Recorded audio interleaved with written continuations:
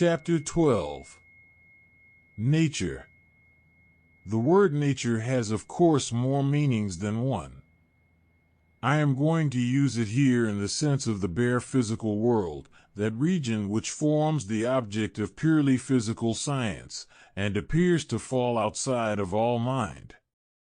Abstract from everything psychical, and then the remainder of existence will be nature. It will be mere body, or the extended, so far as that is not psychical, together with the properties immediately connected with or following from this extension. And we sometimes forget that this world, and the mental history of each of us, once had no existence. Whatever view we take with regard to the psychological origin of extension, the result will be the same.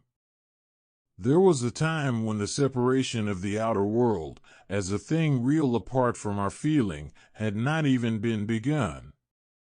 The physical world, whether it exists independently or not, is, for each of us, an abstraction from the entire reality. And the development of this reality, and of the division which we make in it, requires naturally some time. But I do not propose to discuss the subject further here. Then there comes a period when we all gain the idea of mere body. I do not mean that we always, or even habitually, regard the outer world as standing and persisting in divorce from all feeling. But, still, at least for certain purposes, we get the notion of such a world, consisting both of primary and also of secondary qualities. This world strikes us as not dependent on the inner life of anyone. We view it as standing there, the same for every soul with which it comes into relation. Our bodies with their organs are taken as the instruments and media which should convey it as it is, and as it exists apart from them. And we find no difficulty in the idea of a bodily reality remaining still and holding firm when every self has been removed. Such a supposition to the average man appears obviously possible, however much, for other reasons, he might decline to entertain it. And the assurance that his supposition is meaningless nonsense he rejects as contrary to what he calls common sense. And then, to the person who reflects, comes in the old series of doubts and objections, and the useless attempts at solution or compromise. For nature to the common man is not the nature of the physicist, and the physicist himself, outside his science, still habitually views the world as what he must believe it cannot be. But there should be no need to recall the discussion of our first book with regard to secondary and primary qualities.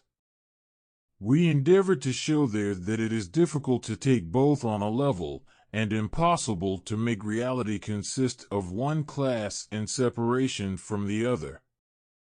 And the unfortunate upholder of a mere physical nature escapes only by blindness from hopeless bewilderment.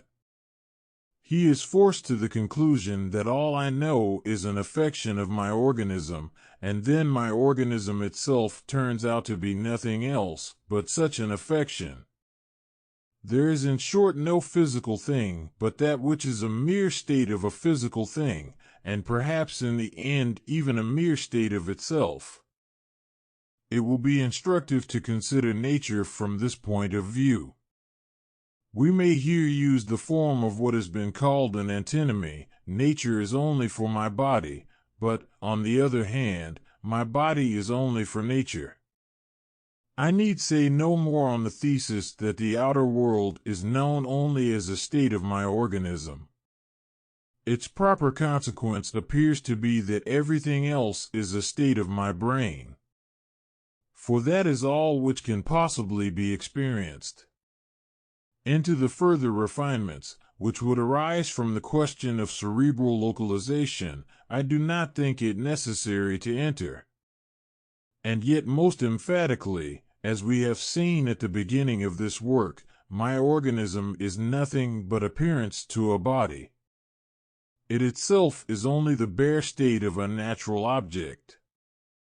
For my organism, like all else, is but what is experienced, and I can only experience my organism in relation to its own organs.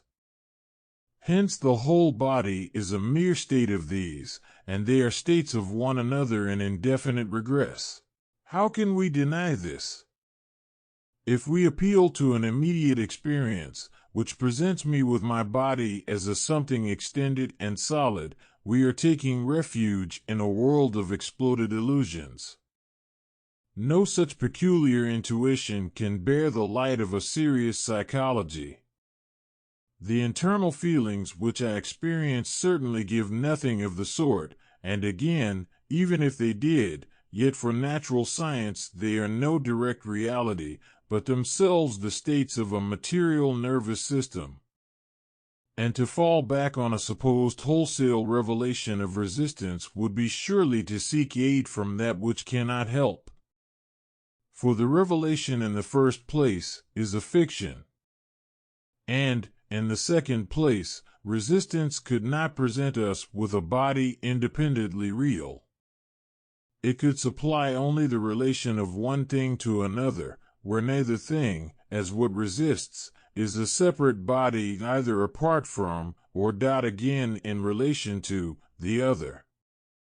Resistance could not conceivably tell us what anything is in itself. It gives us one thing as qualified by the state of another thing, each within that known relation being only for the other, and, apart from it, being unknown and, so far, a nonentity.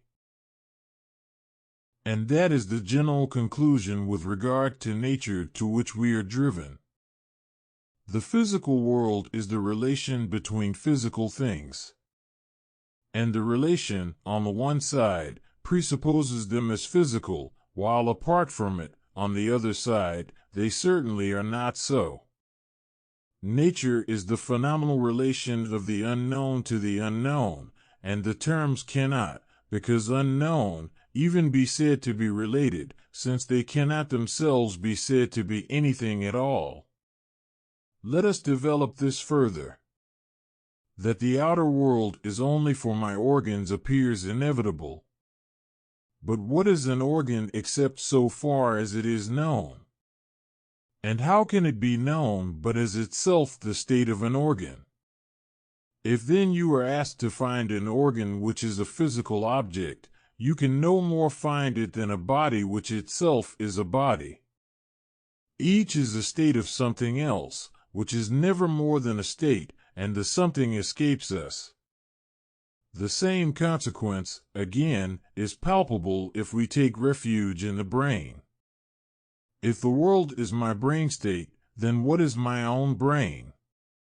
That is nothing but the state of some brain. I need not proceed to ask whose.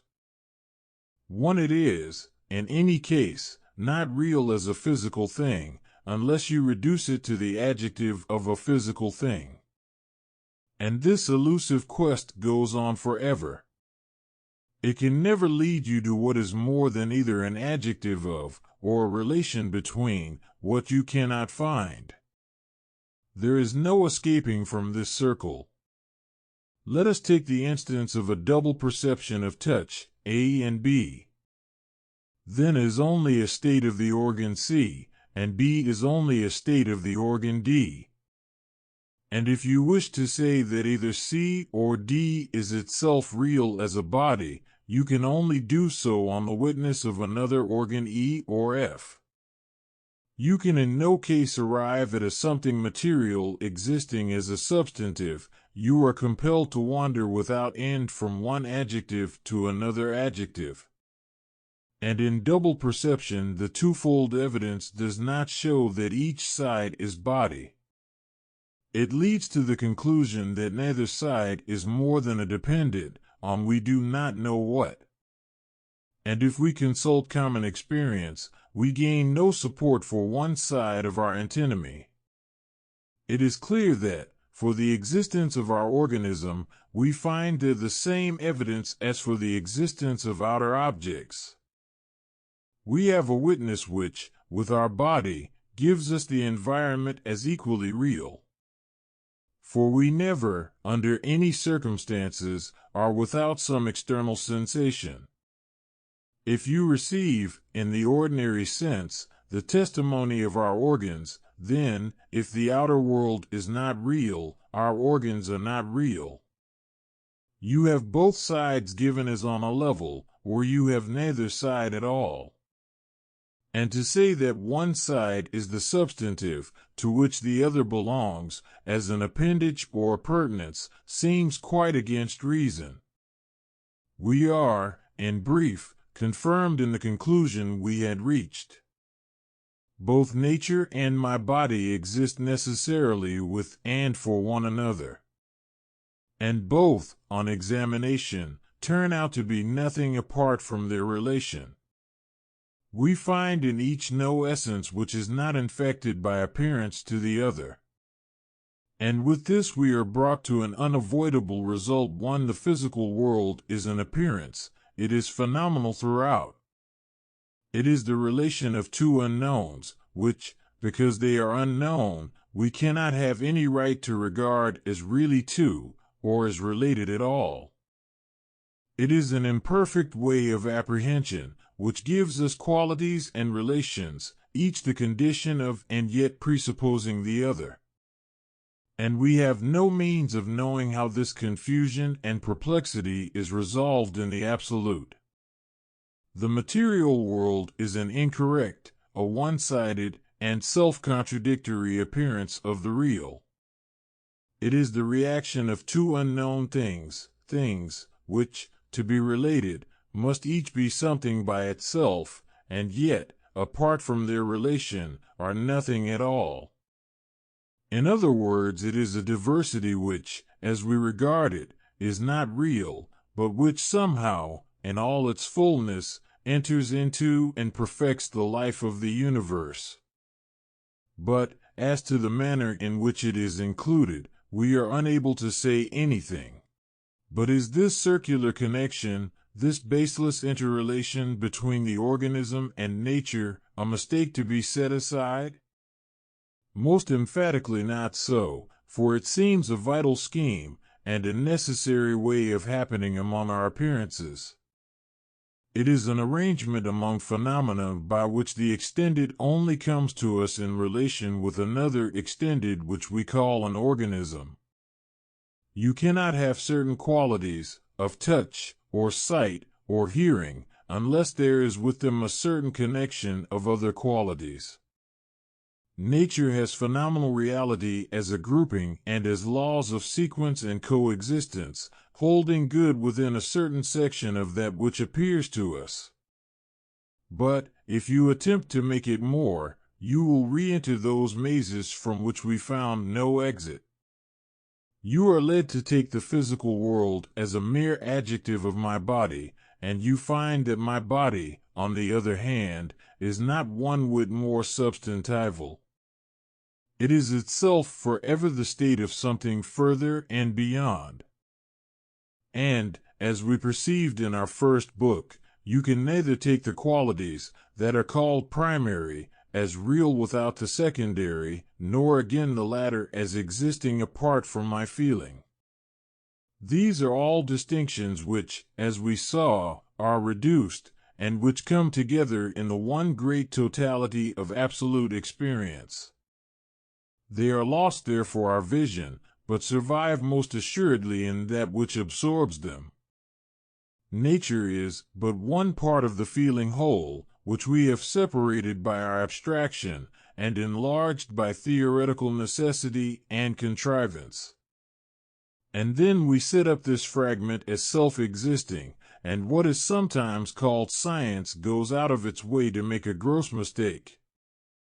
It takes an intellectual construction of the conditions of mere appearance for independent reality. And it would thrust this fiction on us as the one thing which has solid being.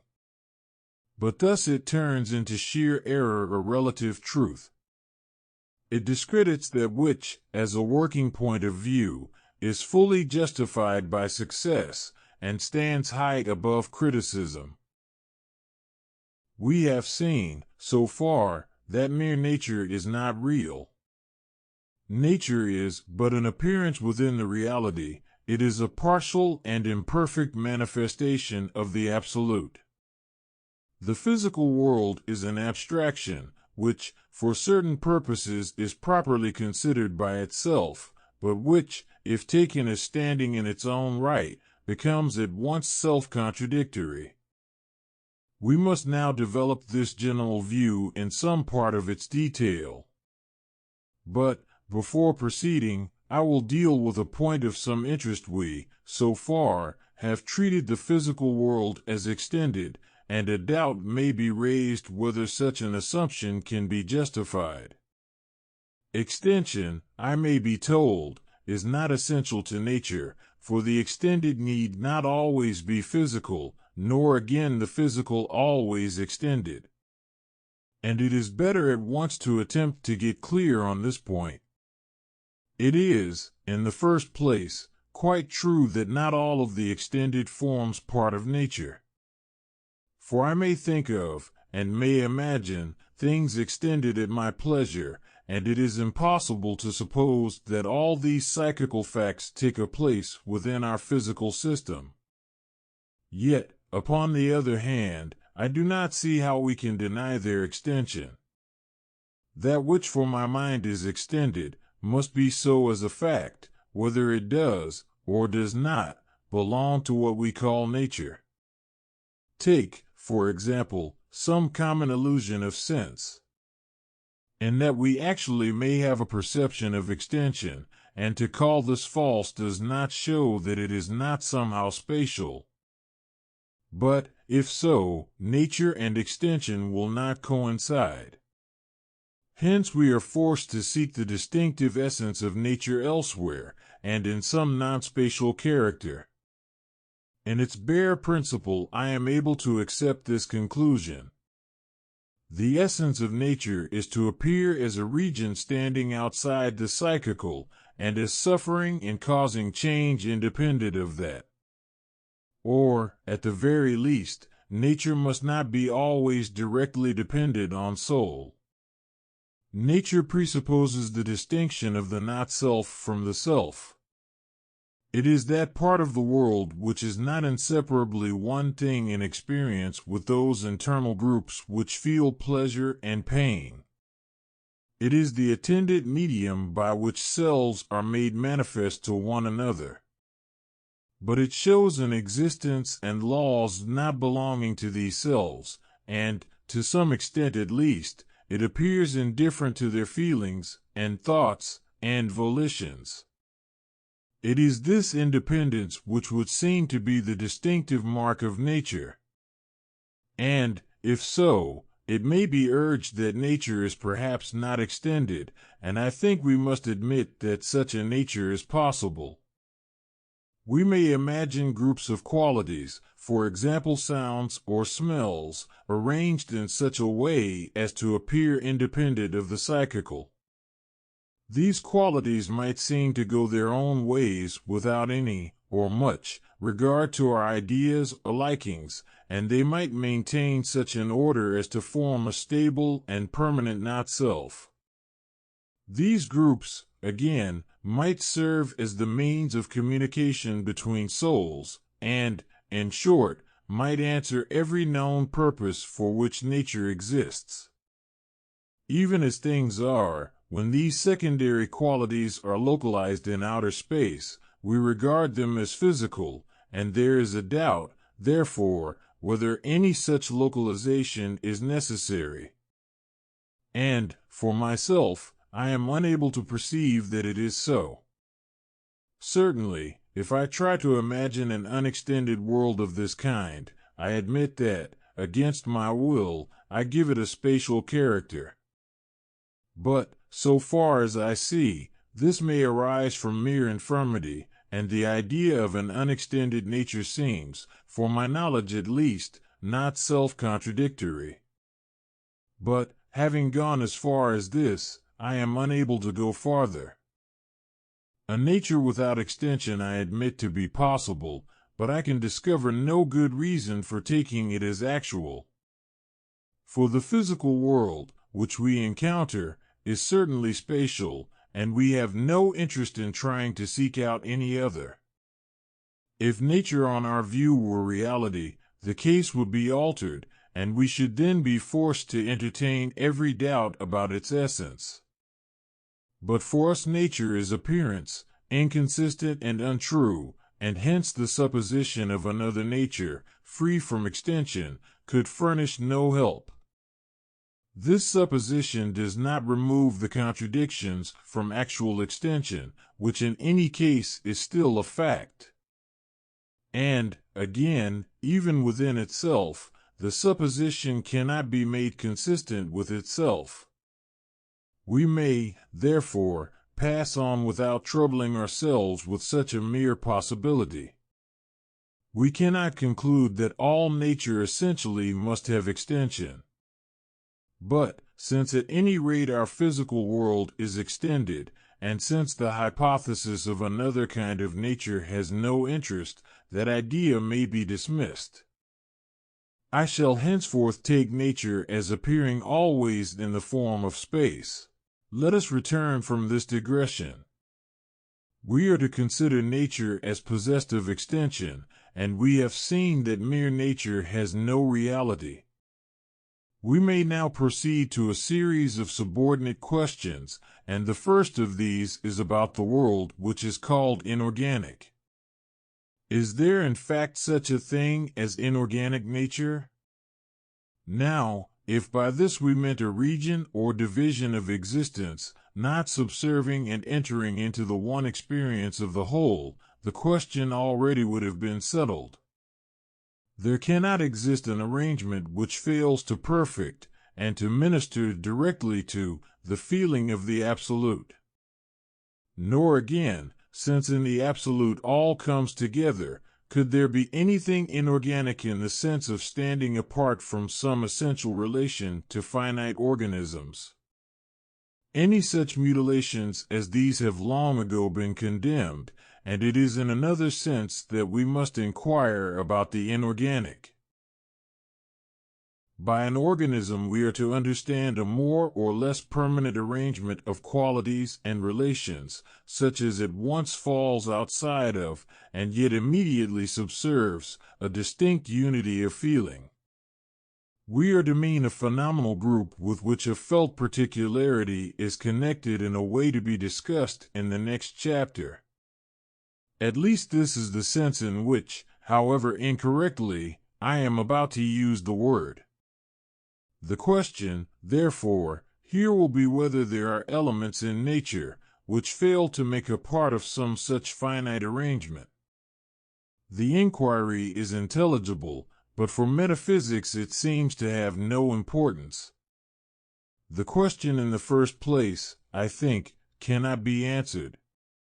For, if we consider it in the abstract, I find no good ground for either affirmation or denial. I know no reason why in the absolute there should not be qualities which fail to be connected, as a body, with some finite soul. And, upon the other hand, I see no special cause for supposing that these exist.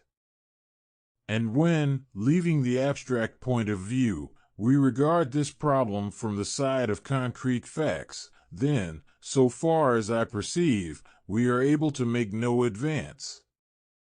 For as to that which can, and that which cannot, play the part of an organism, we know very little. A sameness greater or less with our own bodies is the basis from which we conclude to other bodies and souls.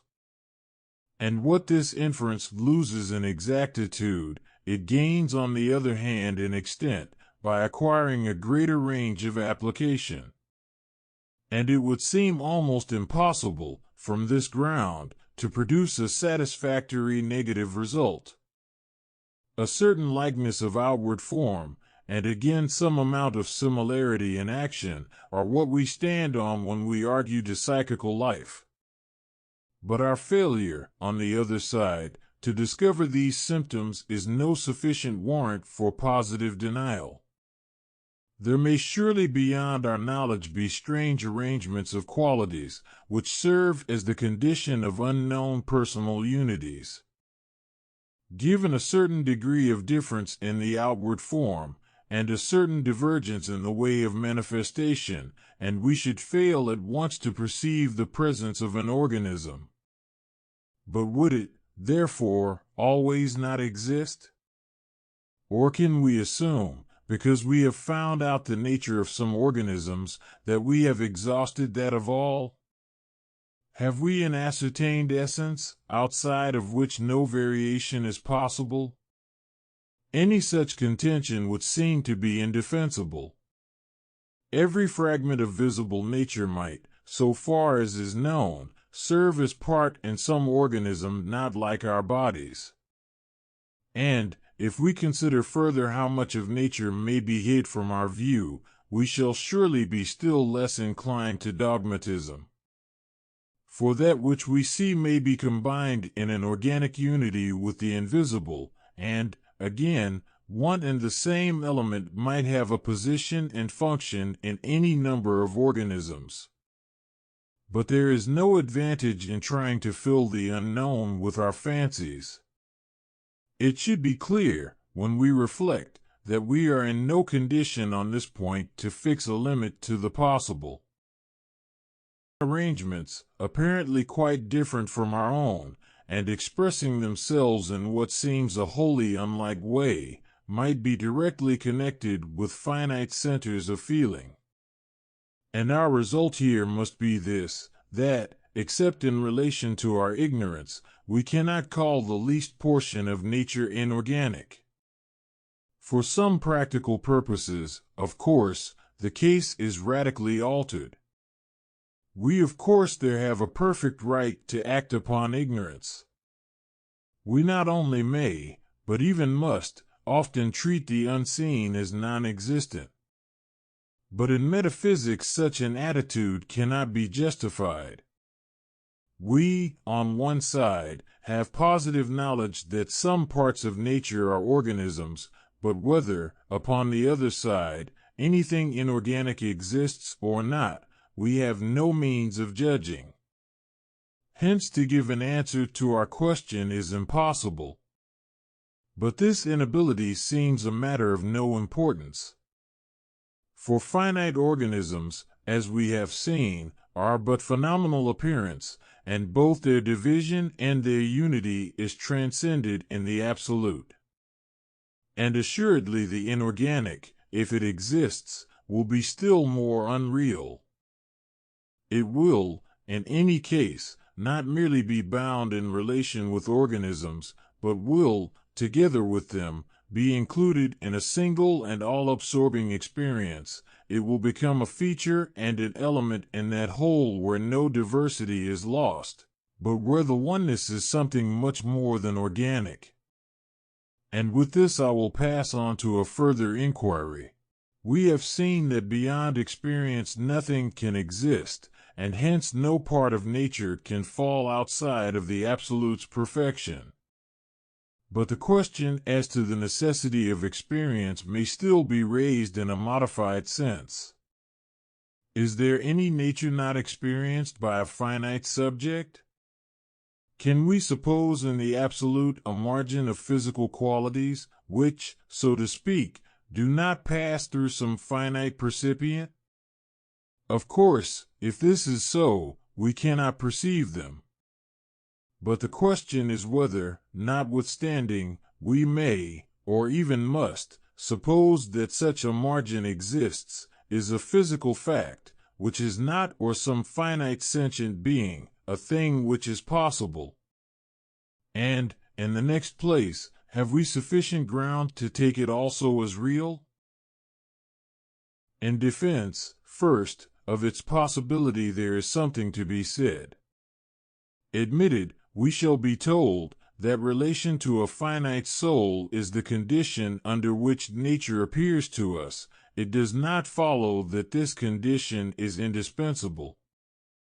To assert that those very qualities, which we meet under certain conditions, can exist apart from them, is perhaps going too far. But, on the other side, some qualities of the sort we call sensible might not require to be developed on or filtered through a particular soul. These qualities in the end, like all the rest, would certainly, as such, be absorbed in the absolute, but they might find their way to this end by themselves, and might not require the mediation of a finite sentience. But this defense, it seems to me, is insufficient. We can think, in a manner, of sensible quality apart from a soul, but the doubt is whether such a manner is really legitimate. The question is, when we have abstracted from finite centers of feeling, whether we have not removed all meaning from sensible quality, and again, if we admit that in the absolute there may be matter not contained in finite experience, can we go on to make this matter a part of nature, and call it physical? These two questions appear to be vitally distinct.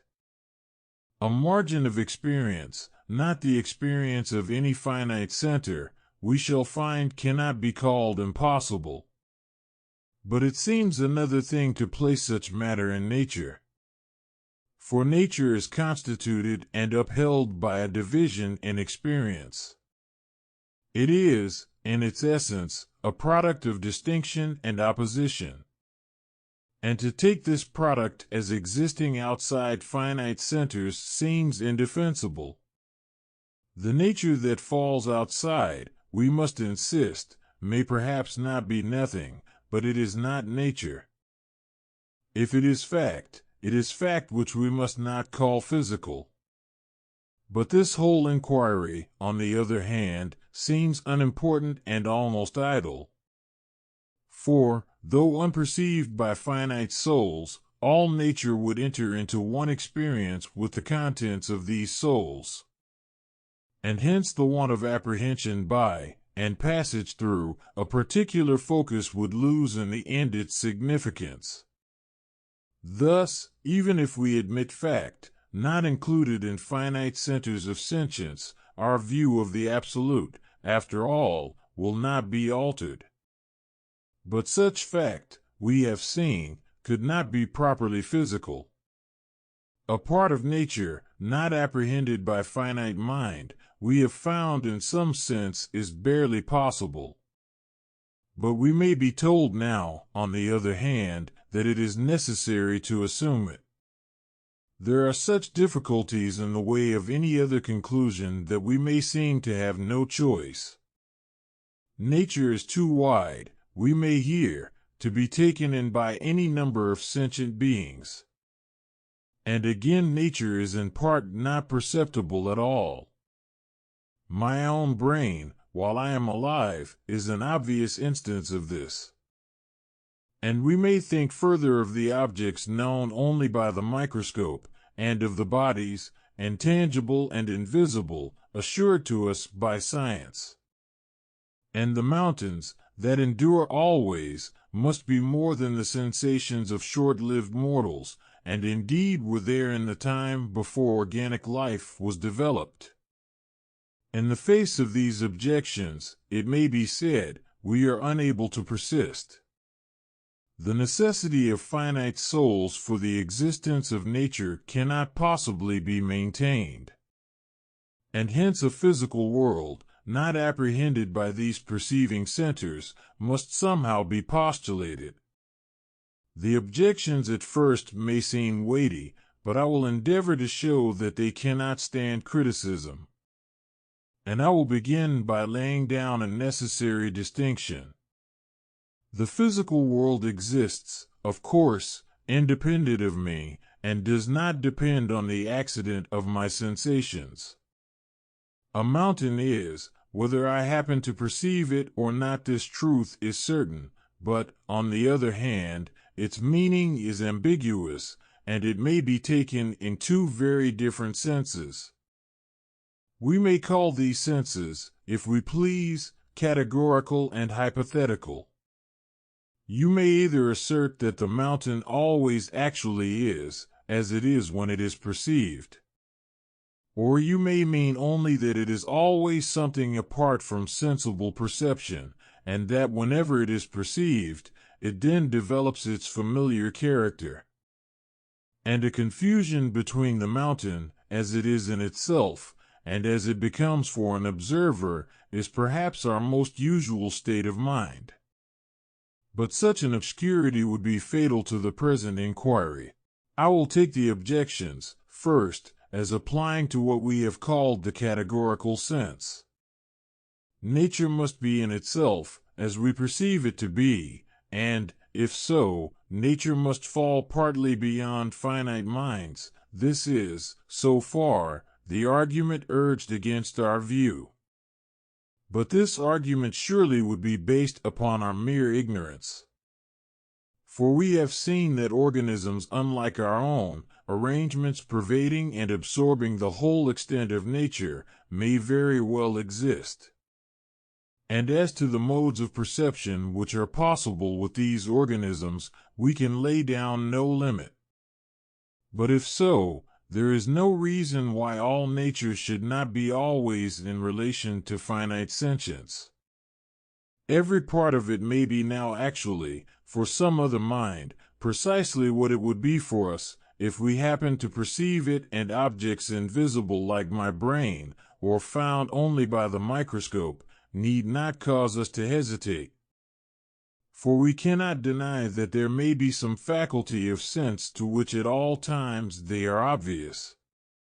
And the mountains that endure may, for all that we know, have been visible always. They may have been perceived through their past as we perceive them today.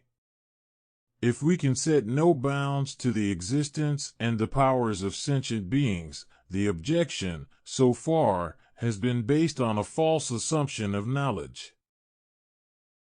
But this line of reply, perhaps, may be carried too far. It cannot be refuted, and yet we feel that it tends to become extravagant. It may be possible that nature throughout is perceived always, and thus always is, as we should perceive it, but we need not rest our whole weight on this assumption. Our conclusion will be borne out by something less. For beyond the things perceived by sense there extends the world of thought. Nature will not merely be the region that is presented and also thought of, but it will, in addition, include matter which is only thought of. Nature will hence be limited solely by the range of our intellects. It will be the physical universe apprehended in any way whatever by finite souls. Outside of this boundary there is no nature. We may employ the idea of a pre-organic time, or of a physical world from which all sentience has disappeared. But, with the knowledge that we possess, we cannot, even in a relative sense, take this result as universal. It could hold only with respect to those organisms which we know, and, if carried further, it obviously becomes invalid. And again, such a truth, where it is true, can be merely phenomenal. For, in any case, there is no history or progress in the absolute. A nature without sentience is, in short, a mere construction for science, and it possesses a very partial reality, nor are the imperceptibles of physics in any better case. Apart from the plain contradictions which prove them to be barely phenomenal, then nature clearly exists, but in relation to thought. For, not being perceived by any finite, they are not, as such, perceived at all. And what reality they possess is not sensible, but merely abstract. Our conclusion, then, so far, will be this. Nature may extend beyond the region actually perceived by the finite, but certainly not beyond the limits of finite thought in the absolute. Possibly there is a margin not contained in finite experiences, but this possible margin cannot properly be taken as physical. For, included in nature, it would be qualified by a relation to finite mind. But the existence of nature, as mere thought, at once leads to a difficulty. For a physical world, to be real, must clearly be sensible. And to exist otherwise than for sense is but to exist hypothetically. If so, nature, at least in part, is not actually nature, but merely is what becomes so under certain conditions. It seems another fact, a something else, which indeed we think of, but which, merely in itself and merely as we think of it, is not physical reality. Thus, on our view, nature to this extent seems not to be fact, and we shall have been driven, in the end, to deny part of its physical existence. This conclusion urged against us, I admit, is in one sense inevitable. The nature that is thought of, and that we assume not to be perceived by any mind, is, in the strict sense, not nature. Yet such a result, rightly interpreted, need cause us no trouble. We shall understand it better when we have discussed the meaning of conditional existence. I will, however, attempt to deal here with the present difficulty. And what that comes to is briefly this. Nature on the one side must be actual, and if so, must be sensible, but, upon the other hand, it seems in part to be merely intelligible. This is the problem, and the solution is that what for us is intelligible only is more for the absolute.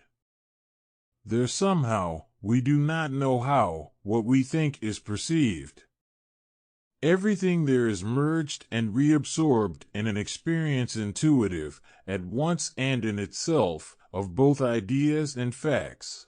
What we merely think is not real, because in thinking there is a division of the what from the that. But, nonetheless, every thought gives us actual content, and the presence of that content is fact, quite as hard as any possible perception. And so the nature, that is thought of, to that extent does exist, and does possess a certain amount of positive character. Hence in the absolute, where all content is reblended with existence, the nature thought of will gain once more an intuitional form. It will come together with itself and with other sides of the universe, and will make its special contribution to the riches of the whole. It is not as we think of it, it is not as it becomes when in our experience thought is succeeded by perception. It is something which, only under certain conditions, turns to physical fact revealed to our senses. But because in the absolute it is an element of reality, though not known, as there experienced, to any finite mind, because, again, we rightly judge it to be physical fact, if it became perceived by sense, therefore already it is fact, hypothetical but still independent. Nature in this sense is not dependent on the fancies of the individual, and yet it has no content but what is relative to particular minds. We may assume that without any addition there is enough matter in these centers to furnish a harmonious experience in the absolute. There is no element in that unknown unity which cannot be supplied by the fragmentary life of its members. Outside of finite experience there is neither a natural world nor any other world at all. But it may be objected that we have now been brought into collision with common sense. The whole of nature, for common sense, is.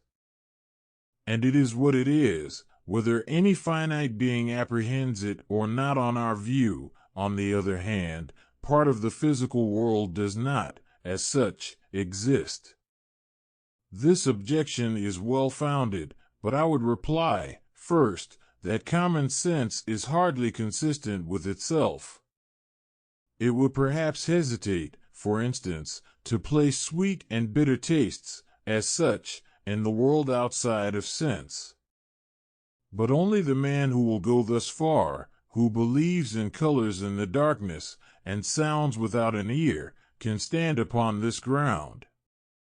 If there is anyone who holds that flowers blush when utterly unseen, and smell delightfully when no one delights in their odor, he may object to our doctrine and may be invited to state his own. But I venture to think that, metaphysically, his view would turn out not worth notice. Any serious theory must in some points collide with common sense, and, if we are to look at the matter from this side, our view surely is, in this way, superior to others. For us nature, through a great part, certainly is as it is perceived.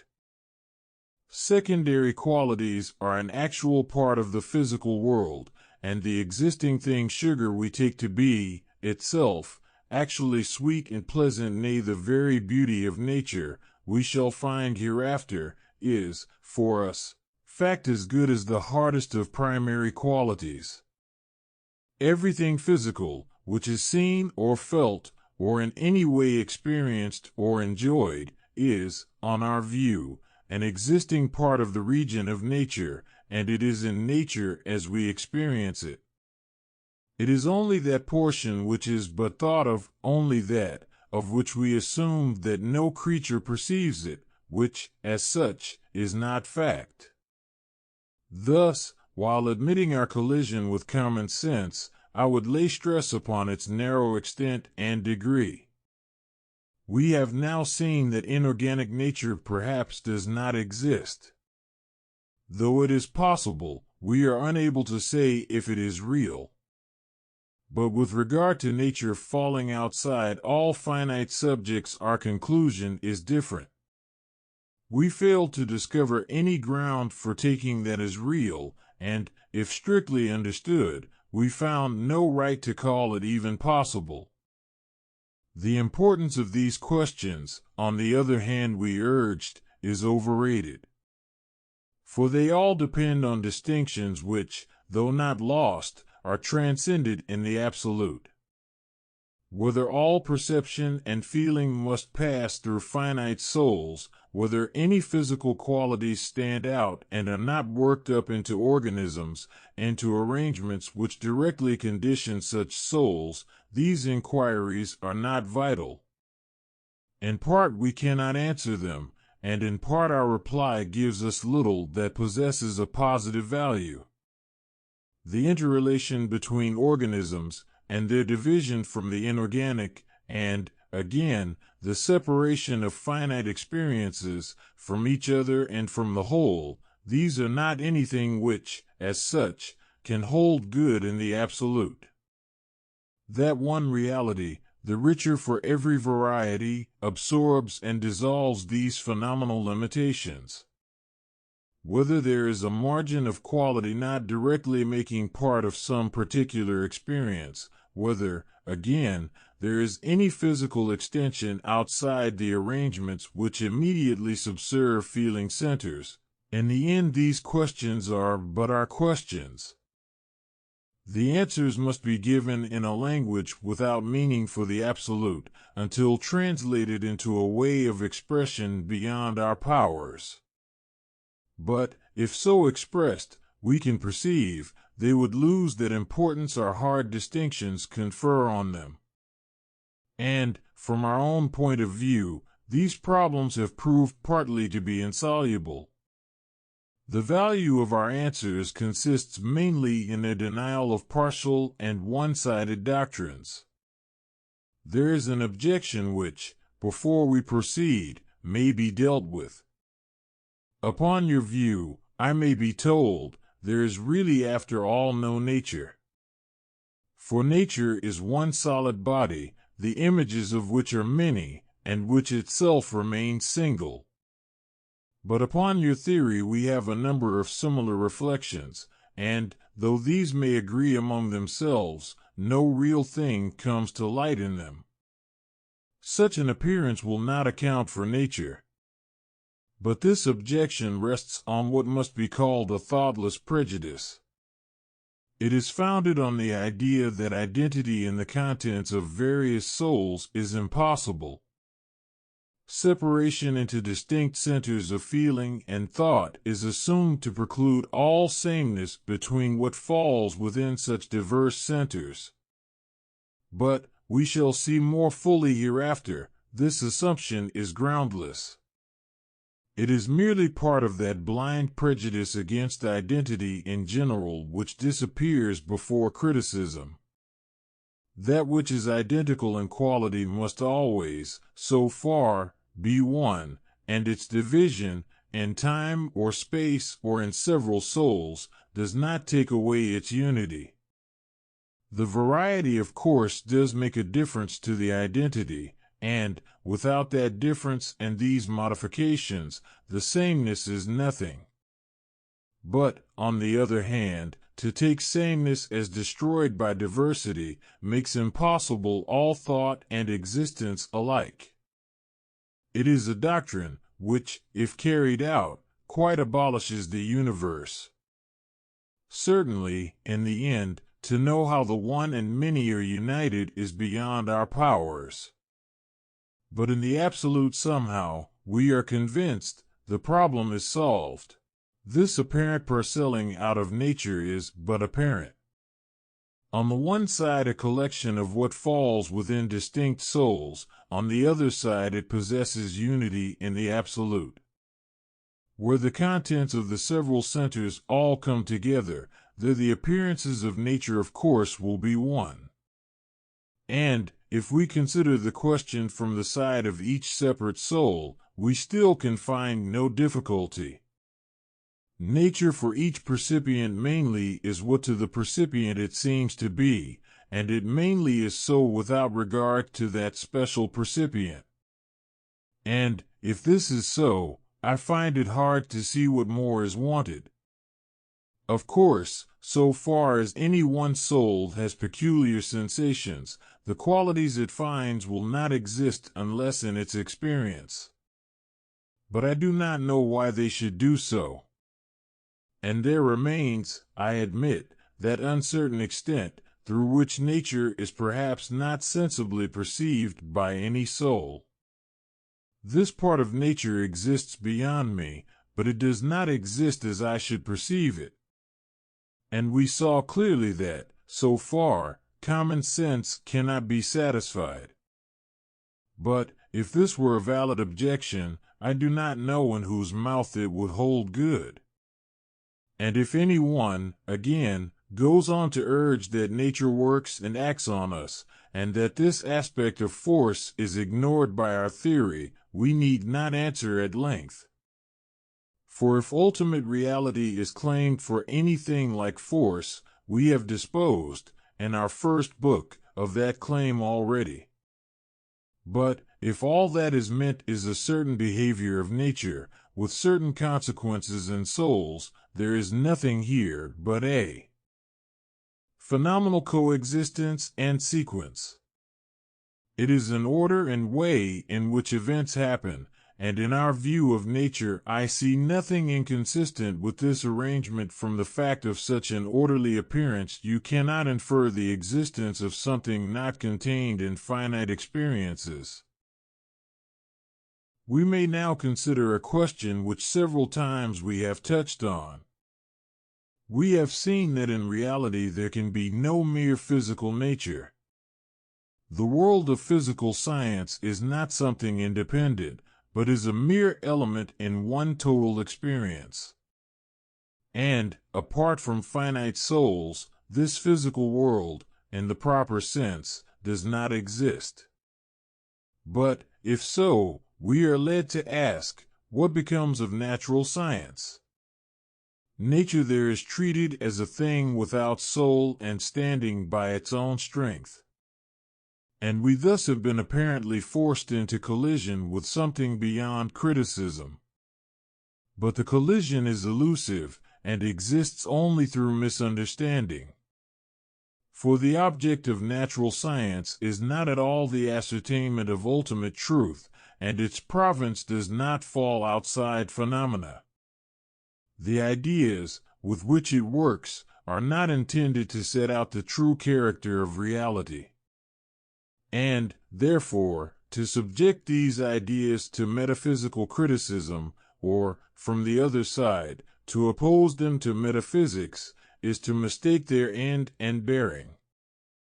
The question is not whether the principles of physical science possess an absolute truth to which they make no claim.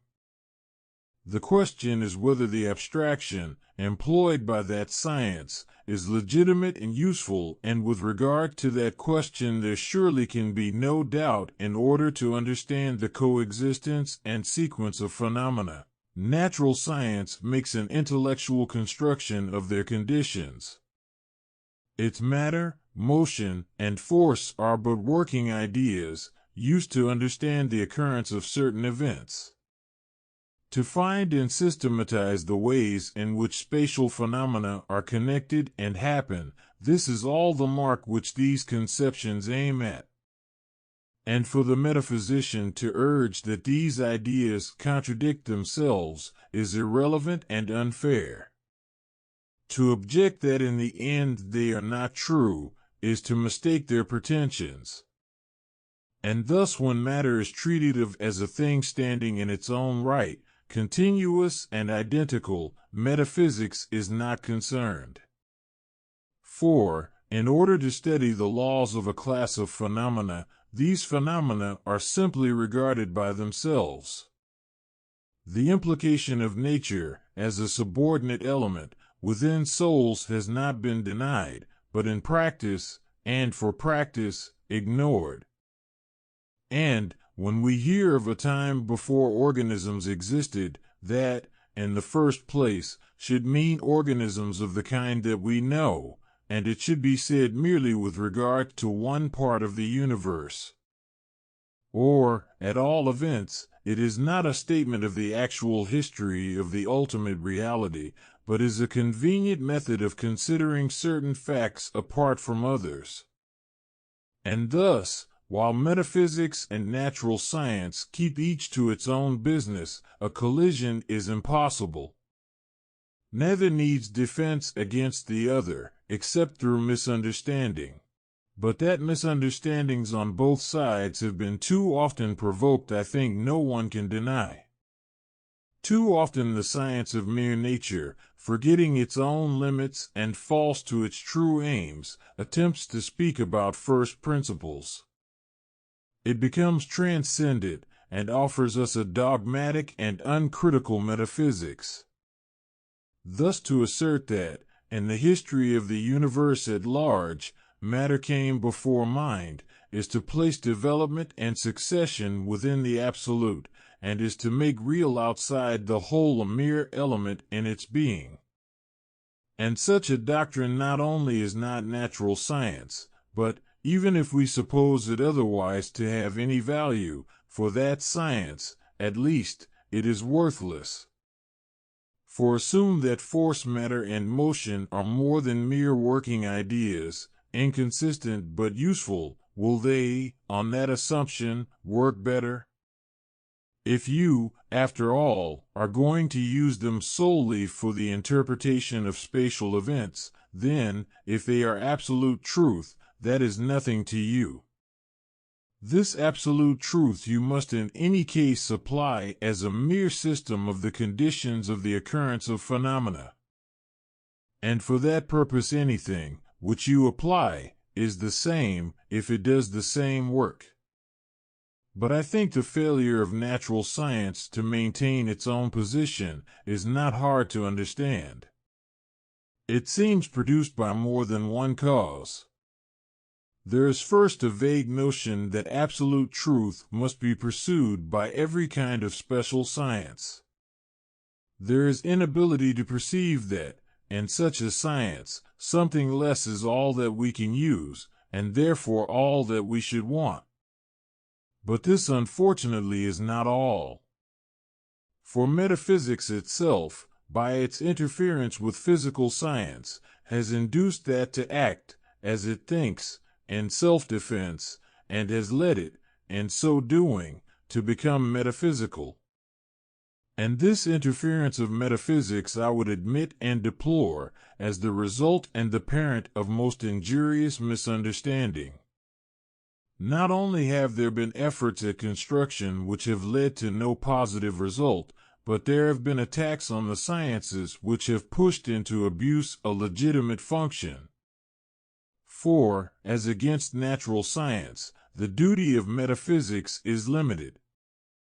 So long as that science keeps merely to the sphere of phenomena and the laws of their occurrence, metaphysics has no right to a single word of criticism. Criticism begins when what is relative, mere ways of appearance, is, unconsciously or consciously, offered as more. And I do not doubt that there are doctrines, now made use of in science, which on this ground invite metaphysical correction, and on which it might here be instructive to dwell. But for want of competence and want of space, and, more than all perhaps from the fear of being misunderstood, I think it better to pass on. There are further questions about nature more important by far for our general inquiry. Is the extended world one, and, if so, in what sense? We discussed, in Chapter 18, the unity of time, and it is needful to recall the conclusion we reached. We agreed that all times have a unity in the absolute, but, when we asked if that unity itself must be temporal, our answer was negative. We found that the many time series are not related in time. They do not make parts of one series and whole of succession, but, on the contrary, their interrelation and unity falls outside of time. And, in the case of extension, the like considerations produce a like result. The physical world is not one in the sense of possessing a physical unity. There may be any number of material worlds, not related in space, and by consequence not exclusive of, and repellent to, each other. It appears, at first, as if all the extended was part of one space. For all spaces, and, if so, all material objects, seem spatially related. And such an interrelation would, of course, make them members in one extended whole. But this belief, when we reflect, begins instantly to vanish. Nature in my dreams possesses extension, and yet spatially it is not one with my physical world. And in imagination and in thought we have countless existences, material and extended, which stand in no spatial connection with each other or with the world which I perceive. And it is idle to reply that these bodies and their arrangements are unreal, unless we are sure of the sense which we give to reality. For that these all exist is quite clear. And, if they have not got extension, they are all able, at least, to appear with it and to show it. Their extension and their materiality is, in short, a palpable fact, while, on the other hand, their several arrangements are not interrelated in space. And, since in the absolute these, of course, possess a unity, we must conclude that the unity is not material. In coming together their extensional character is transmuted. There are a variety of spatial systems, independent of each other, and each changed beyond itself, when absorbed in the one non-spatial system. Thus, with regard to their unity, space and time have similar characters. That which for ordinary purposes I call real nature is the extended world so far as related to my body. What forms a spatial system with that body has real extension. But even my body is ambiguous, for the body, which I imagine, may have no spatial relation to the body which I perceive. And perception too can be elusive, for my own body in dreams is not the same thing with my true real body, nor does it enter with it into any one spatial arrangement. And what in the end I mean by my real body, seems to be this. I make a spatial construction from my body as it comes to me when awake. This and the extended, which will form a single system of spatial relations together with this, I consider as real. And whatever extension falls outside of this one system of interrelation, I set down as imaginary. And, as a mere subordinate point of view, this may do very well. But it is quite another thing on such a ground to deny existence in the absolute to every other spatial system. For we have the imaginary extension on our hands as a fact which remains, and which should cause us to hesitate. And, when we reflect, we see clearly that a variety of physical arrangements may exist without anything like spatial interrelation. They will have their unity in the whole, but no connections in space, each outside its own proper system of matter. And nature therefore cannot properly be called a single world, in the sense of possessing a spatial unity. Thus we might have any number of physical systems, standing independent of spatial relations with each other. And we may go on from this to consider another point of interest. Such diverse worlds of matter might to any extent still act on and influence one another. But, to speak strictly, they could not interpenetrate at any point. Their interaction, however intimate, could not be called penetration, though, in itself and in its effects, it might involve a closer unity. Their spaces always would remain apart, and spatial contact would be impossible. But inside each world the case, as to penetration, might be different. The penetration of one thing by another might there even be usual, and I will try to show briefly that this presents no difficulty. The idea of a nature made up of solid matter, interspaced with an absolute void, has been inherited, I presume, from Greek metaphysics. And, I think, for the most part we hardly realize how entirely this view lies at the mercy of criticism. I am speaking, not of physics and the principles employed by physics, but of what may be called the metaphysics of the literary marketplace. And the notion common there, that one extended thing cannot penetrate another, rests mainly on prejudice. For whether matter, conceivably and possibly, can enter into matter or not, depends entirely on the sense in which matter is taken.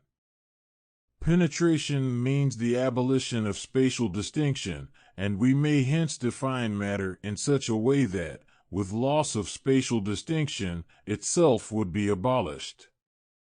If, that is to say, pieces of matter are so one thing with their extensions as, apart from these, to keep no individual difference, then these pieces obviously cannot penetrate, but, otherwise, they may.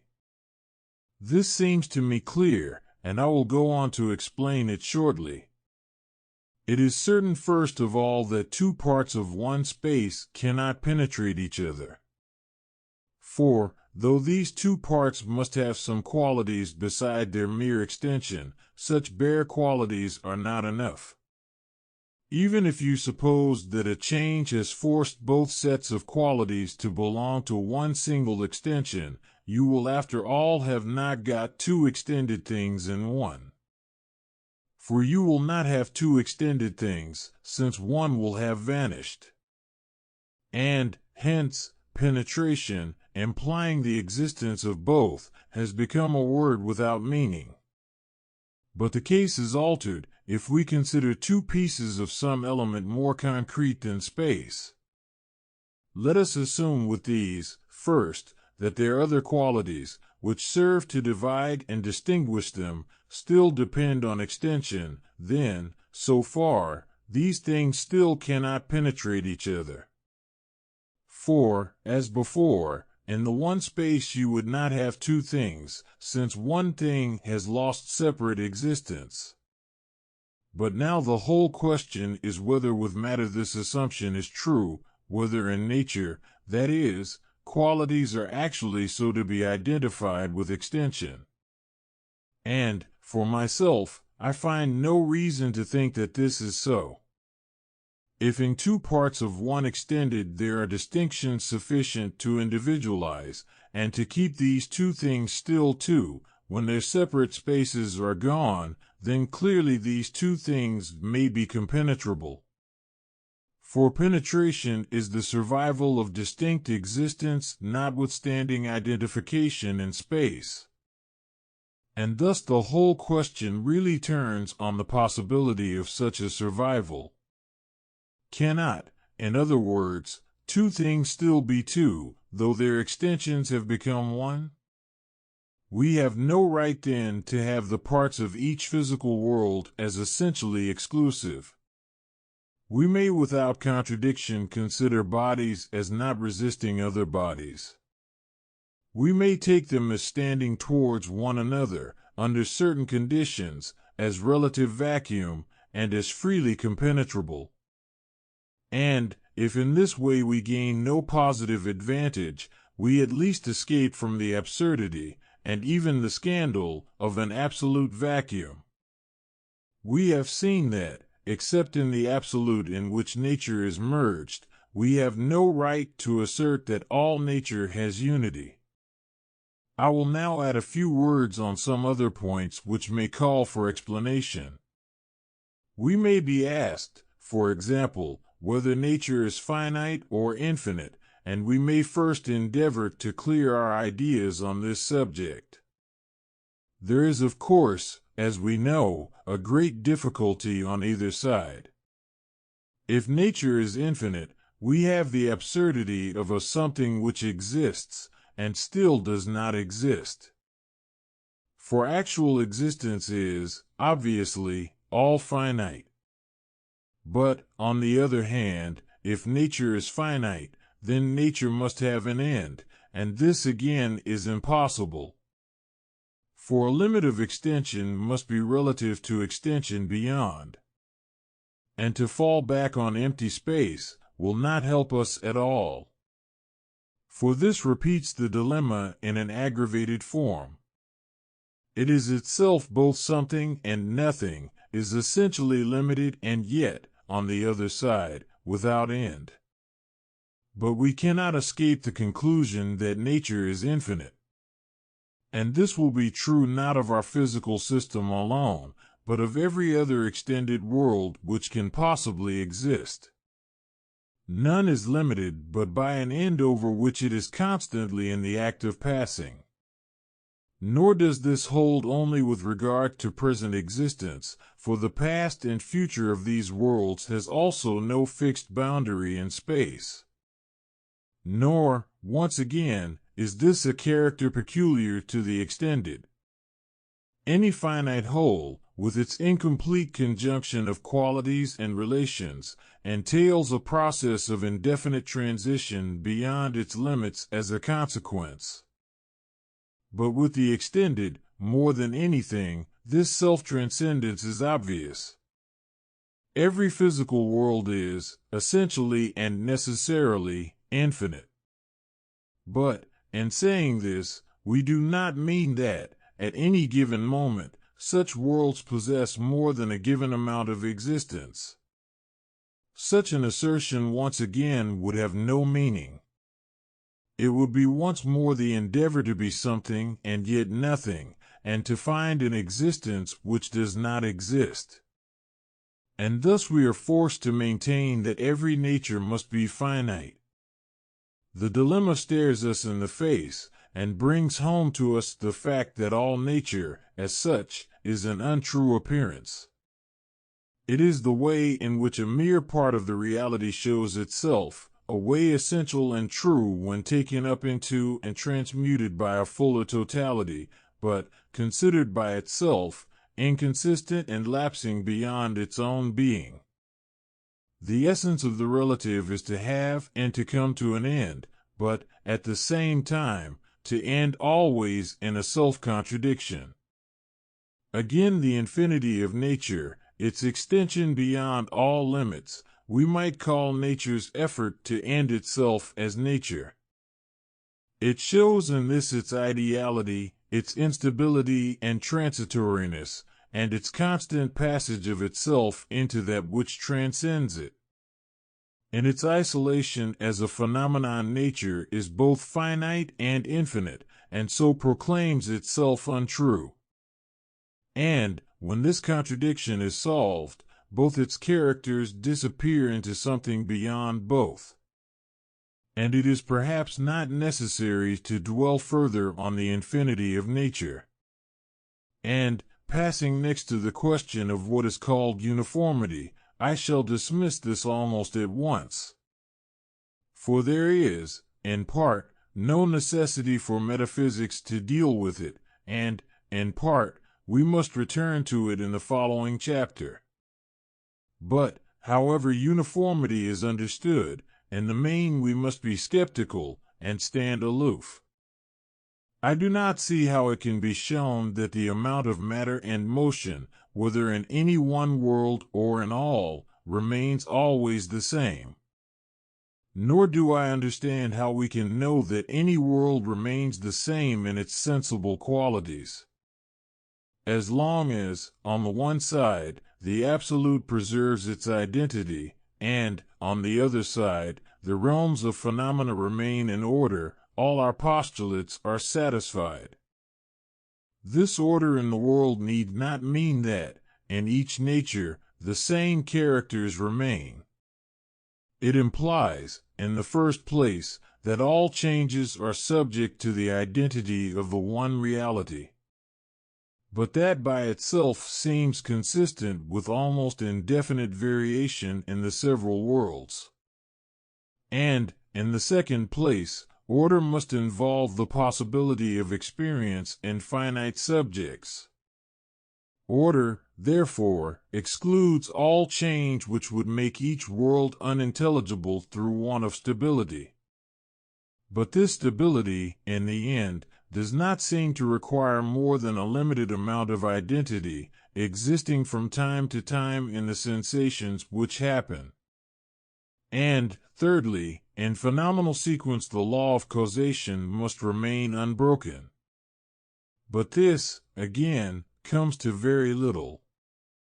For the law of causation does not assert that in existence we have always the same causes and effects. It insists only that, given one, we must inevitably have the other. And thus the uniformity of nature cannot warrant the assumption that the world of sense is uniform. Its guarantee is in that respect partly non-existent and partly hypothetical. There are other questions as to nature which will engage us later on, and we may here bring the present chapter to a close. We have found that nature by itself has no reality. It exists only as a form of appearance within the absolute. In its isolation from that whole of feeling and experience it is an untrue abstraction, and in life this narrow view of nature is not consistently maintained.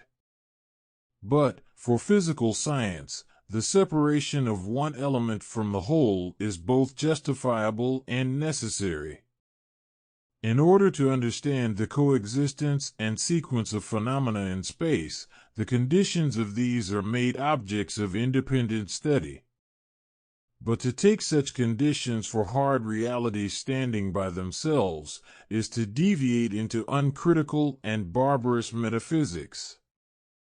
Nature apart from and outside of the absolute is nothing. It has its being in that process of intestine division, through which the whole world of appearance consists. And in this realm, where aspects fall asunder, where being is distinguished from thought, and the self from the not-self, nature marks one extreme. It is the aspect most opposed to self-dependence and unity. It is the world of those particulars which stand furthest from possessing individuality, and we may call it the region of externality and chance. Compulsion from the outside, and a movement not their own, is the law of its elements, and its events seem devoid of an internal meaning. To exist and to happen, and yet not to realize an end, or as a member to subserve some ideal whole, we saw was to be contingent. And in the mere physical world the nearest approach to this character can be found. But we can deal better with such questions in a later context. We shall have hereafter to discuss the connection of soul with body, and the existence of a system of ends in nature. The work of this chapter has been done, if we have been able to show the subordination of nature as one element within the whole.